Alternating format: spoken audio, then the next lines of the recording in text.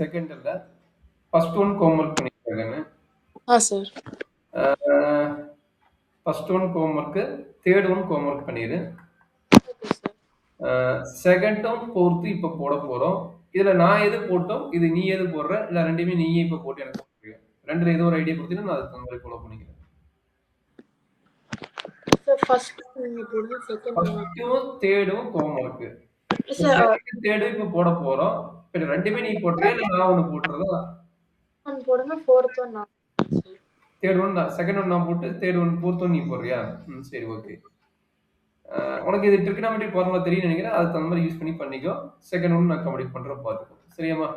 Second one போறதுக்கு முன்னாடி a plus b whole square formula என்ன, a minus b whole square formula என்ன, அதை தெரிஞ்சுக்கிட்டு போடு. அப்போ ஈஸி ஆயிடும். என்ன வரும்? a square plus 2ab plus b square and and then a square plus 2ab minus 2ab. ஓகேங்களா? அப்போ அவங்க கொடுக்குறது அப்படி எழுதிக்கிங்க. a square plus B square அப்படின்னு ஆட் பண்ணிக்கிறேன். சரி, தனியாக எழுதல. 2ab. ஓகேங்களா?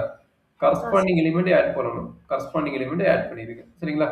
அடுத்தது Yes, sir. b square plus C square plus 2bc. அடுத்தது a square plus C square minus 2ac. சார். அடுத்தது a square plus B square minus 2ab. கரெக்டாமா? Yes sir.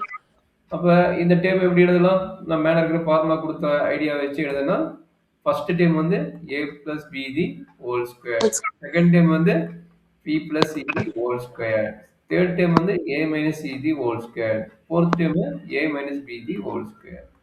அவ்வளவுதான். கடைசி கன்க்ளூஷன் வந்து எவ்வளவு தூரம் சிம்பிளிஃபை பண்ண முடியுமோ அவ்வளவு தூரம் சிம்பிளிஃபை பண்ணி எழுதிக்கிங்க. சரியாமா? Yes sir.